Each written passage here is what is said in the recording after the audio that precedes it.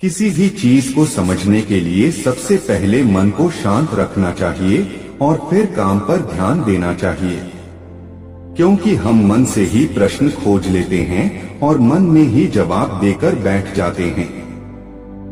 भगवान कृष्ण ने मन को शांत रखने के लिए 2 चीजें बताई हैं। भगवद गीता में भगवान श्री कृष्ण कहते हैं, मन का बेचैन होना उसका स्वभाव है। हमारे मन को लगता है कि अगर वह अलग अलग बातों के बारे में सोचता रहेगा तो हमें आने वाली हर मुश्किल और मुसीबत से बचा लेगा, पर ऐसा होता नहीं है। हम अपने जीवन का काफी अधिक समय सोच विचार करके परेशान होने में निकाल देते हैं। भगवान श्री कृष्ण कहते हैं कि मन का यह स्वभाव बदलना मुश्किल जरूर है, असंभव नहीं। अच्छा, आप एक बात बताइए, क्या आप कौए को कह सकते हैं कि वो कांव कांव की आवाज ना करे?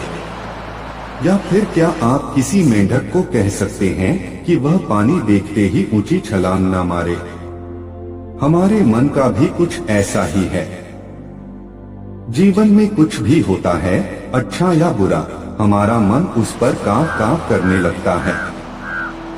कांव कांव से मेरा मतलब है चिंता करना, व्याकुल होना। कोई बुरी बात होती भी नहीं है और मन परेशानी की ऊंची ऊंची लपटें लेने लगता है। कभी कभी तो मुझे ऐसा लगता है कि हम में से कई लोग सिर्फ परेशान होने के लिए जीते हैं। सारी परेशानी, पीड़ा, दुविधा अक्सर हमारी मन की बनाई हुई कहानियां होती हैं। भगवान श्री कृष्ण हमें हमारे मन को शांत और स्थिर करने के लिए 2 उपाय देते हैं। पहला, ध्यान लगाना या मेडिटेट करना। दूसरा, वैराग्य भाव सीखना।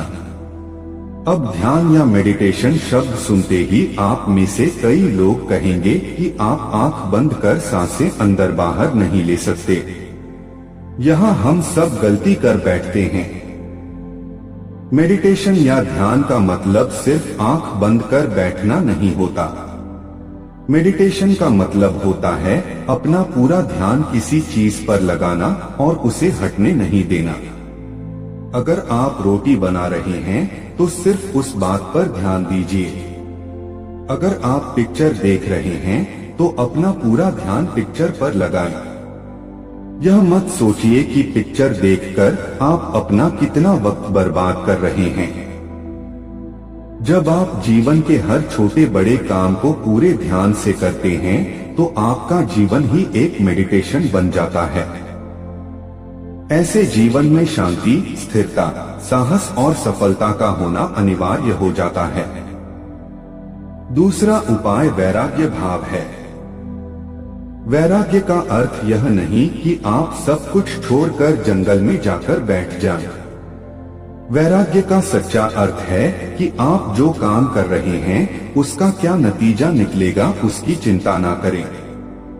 जैसे अगर आपने कोई इंटरव्यू दिया, आप यह कर सकते हैं कि पूरे मन से तैयारी करें और अपना बेस्ट देकर आ जाएं। वह नौकरी मिलना या ना मिलना आपके हाथ में नहीं है। इस नतीजे के पीछे अलग अलग चीजें हैं जो आपके बिल्कुल कंट्रोल में नहीं। तो जिस चीज के बारे में आप कुछ कर नहीं सकते उसके बारे में चिंता भी ना करें। यही वैराग्य का सच्चा मतलब होता है। और यही है भगवान श्री कृष्ण का दूसरा उपाय मन को चिंता की लपटों से बचाने का। याद रखिए, आप एक इंसान हैं, समझदारी, संयम और कुशलता से भरे इंसान। आपका मन जब भी कौए की तरह अलग अलग बातों पर आपको परेशान करने लगे तब अपने मन को भी प्यार से समझाइए और शांत कर लीजिए। बस अपने ऊपर विश्वास रखिए कि आप कभी अपना बुरा नहीं होने देंगे।